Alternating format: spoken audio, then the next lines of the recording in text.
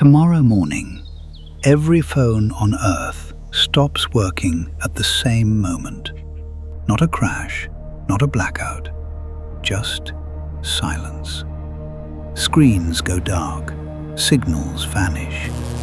And then, somewhere over the Middle East, though that detail will be disputed for years, something appears in the sky. Not a light, not a craft, a presence.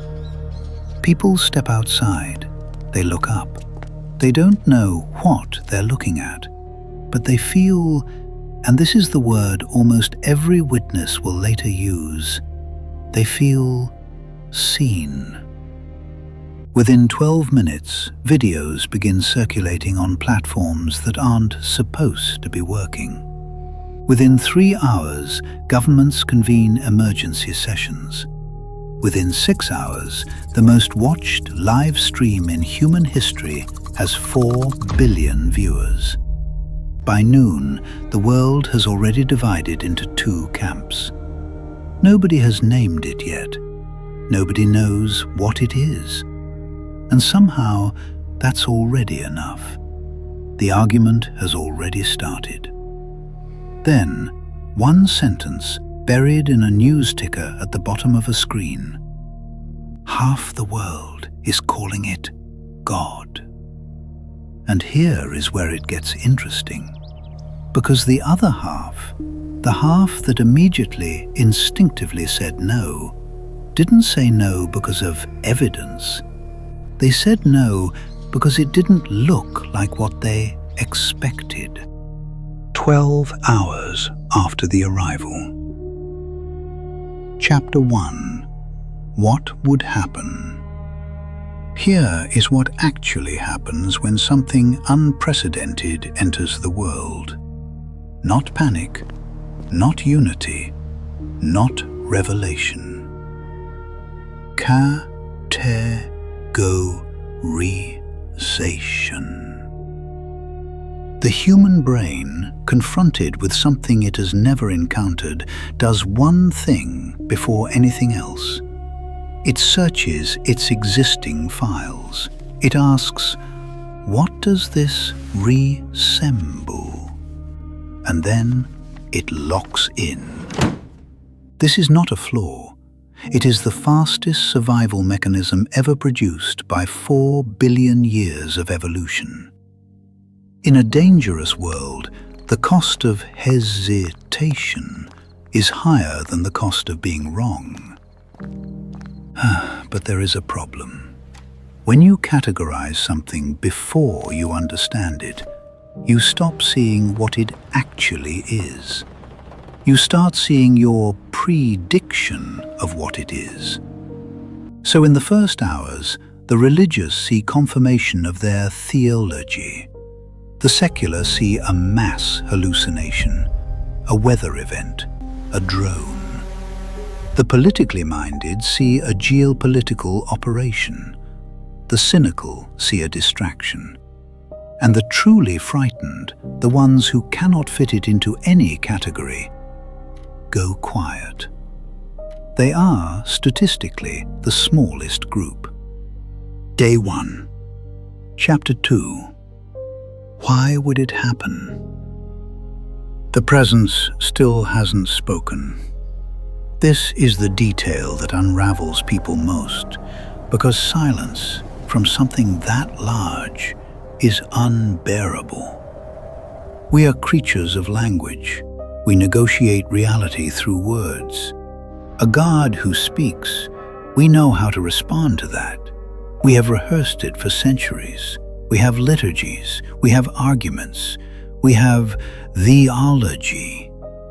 But a God who simply is, that we don't know what to do with. And so we do what humans always do when confronted with silence too large to sit with. We fill it. Theologians begin interpreting, scientists begin measuring, politicians begin positioning, journalists begin narrating. Within 48 hours, there are more explanations than witnesses. Here is the strange thing about certainty. It doesn't require evidence. It requires familiarity. Every person alive has spent their entire life constructing an image of what God would be. Through paintings, through childhood stories, through the architecture of cathedrals and mosques and temples, buildings designed specifically to produce the feeling of something larger than yourself. Through films, through music, through the particular way grief makes you reach upward. By the time most people are adults, they don't experience this image as a construction. It feels like knowledge. And this is the most dangerous thing about it, because when the real thing arrives, the image is already there, not waiting to be examined, waiting to be confirmed or denied. Your brain has a strange habit. It doesn't discover reality. It negotiates with it. It takes what arrives and quietly, without asking your permission, reshapes it to match what you already believe. You don't see the world. You see your prediction of the world, and you feel completely certain. Day 2. Chapter 3. Why can't we stop it? By the second day, something shifts. People stop arguing about what this presence is. They start arguing about what it wants. And what it wants, according to every group, is exactly what that group already believed. The prosperity movements say God has come to bless the faithful. The social justice movements say God has come to judge the powerful. The nationalists say God has chosen their nation. The universalists say God belongs to no nation. The fundamentalists say God has come to end the world. The mystics say God has come to dissolve all endings. Every group certain, every group looking at the same presence, every group seeing something completely different. In the 1950s, a psychologist named Leon Festinger studied a small group of people who believed the world would end on a specific date. They sold their homes, quit their jobs, gathered together to wait. The date arrived. Nothing happened. Festinger expected the group to collapse, to disperse, to quietly abandon what they believed. Instead, they became more committed. They decided the world had been spared because of their faith. The failure of the prophecy became, in their minds, its greatest proof. This wasn't stupidity. This was something much more fundamental. When a belief is deeply enough embedded in your identity, when dismantling it would mean dismantling yourself, the mind simply refuses to pay that cost. It will rewrite reality first. Every time. Day 3. 72 hours have passed. Nobody is asking whether the presence is real anymore. That question has quietly disappeared. Now people are asking a different one. What does it want from us? Markets swing on rumors. Pilgrimages begin. Entire cities empty while others overflow. Families stop speaking over arguments they never imagined having. Not because the presence has done anything. It hasn't moved. It hasn't spoken. It hasn't demanded a single thing. But human beings cannot leave a vacuum unfilled. If reality refuses to tell us what it means, we will invent a meaning ourselves. And we will defend that meaning as though our lives depend on it. Because in a way, they do. The meaning we assign to things is not decoration. It is the architecture of who we are. Threaten the meaning, and you threaten the person. Day 4, Chapter 4. Has it happened before? The presence has not moved. It has not spoken. It has not demanded anything. And yet, the world is no longer recognizable. And here is what needs to be said directly. Because we've been watching this as though it were a hypothetical, a thought experiment, a very elaborate what if. But it isn't hypothetical. This has already happened. Jerusalem, 2,000 years ago.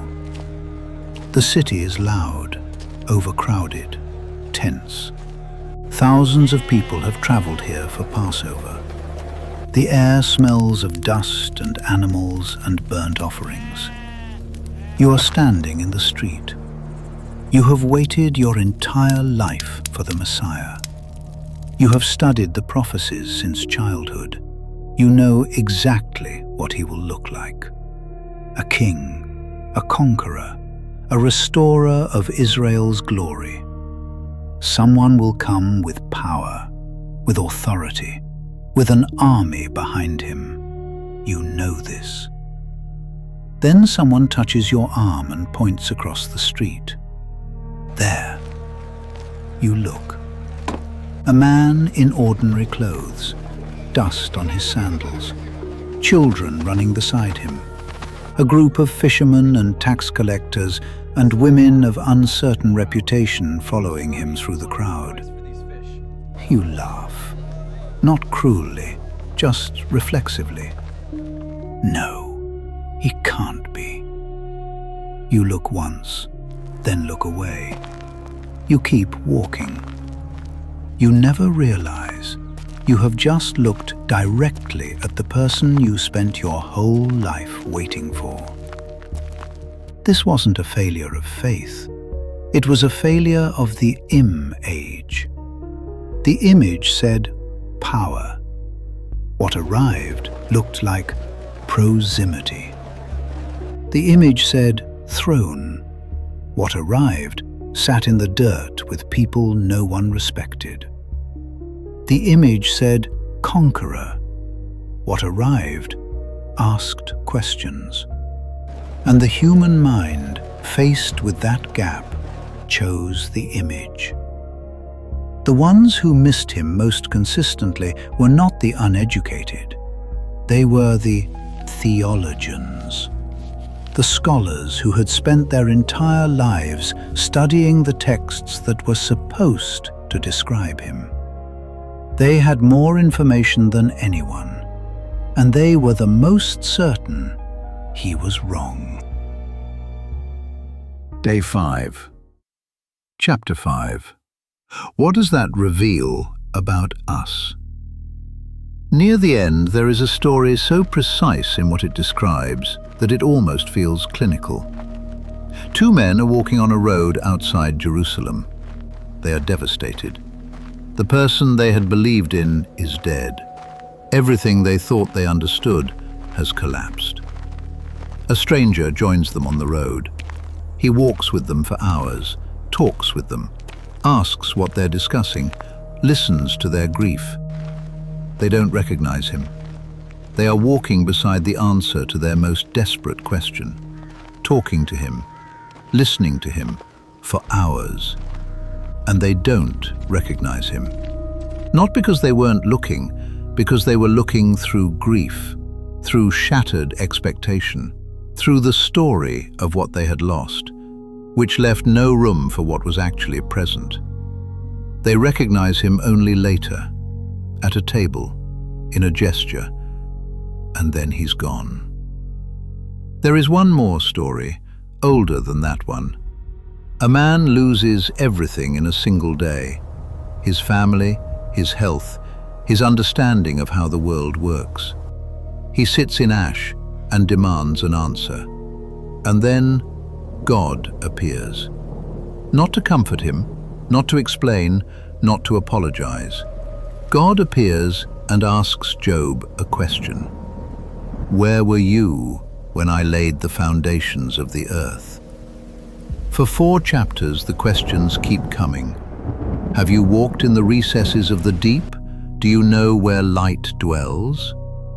It is not an answer, it is a confrontation with scale.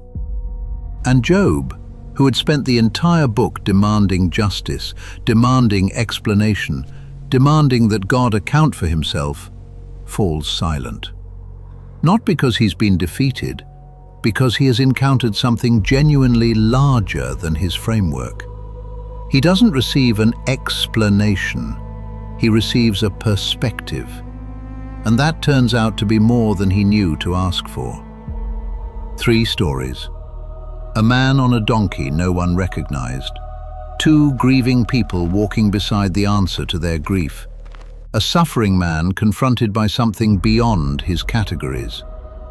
In none of these cases does recognition come through information. In every case, what changes is the lens. The information was always there, the presence was always there.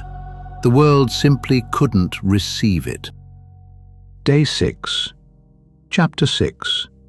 What should we fear instead?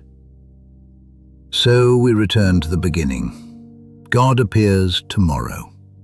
What happens? Honestly, probably nothing that hasn't already happened everywhere, in smaller forms, every single day. Someone films it, the footage goes viral. Experts appear on news panels. There are threads, takes, counter-takes. Governments convene. Religious authorities issue statements. Philosophers write essays. Psychologists warn of mass suggestion. And slowly, not dramatically, not with a single moment of collective decision, the world absorbs it. The way the world absorbs everything. By making it familiar enough to live with. Because here is what the historical record actually shows. The problem was never the absence of God. The problem was never a lack of signs, or miracles, or evidence, or presence. In every story we have, across every culture, every century, every continent, the problem was the same. The human mind is extraordinarily, almost beautifully capable of not seeing what doesn't fit. We are not built for revelation. We are built for pattern recognition. And patterns, by definition, only recognize what they've already seen. Think about the last time you waited for something important, an answer, a sign, a change. You waited and waited, and eventually something arrived. But it looked nothing like what you expected. What did you do? Did you receive it? Or did you decide, quietly, reasonably, convincingly, that this wasn't it? That the real answer was still coming? This is the question that has never appeared on any theology exam. Not, does God exist? But, what would you have to let go of, right now, to be capable of recognizing something genuinely beyond your expectations? That capacity, the ability to be wrong about what you're looking for, may be the rarest thing a human being can develop. Rarer than intelligence, rarer than faith, rarer than doubt. The frightening possibility isn't that God has been silent, it's that history suggests he may never have been. And if that's true, the question was never, would humanity recognize God? The question is whether the human mind is even capable of recognizing anything it did not invent first. History has already answered, not once, not twice, every single time. We mistake familiarity for truth, and certainty for sight.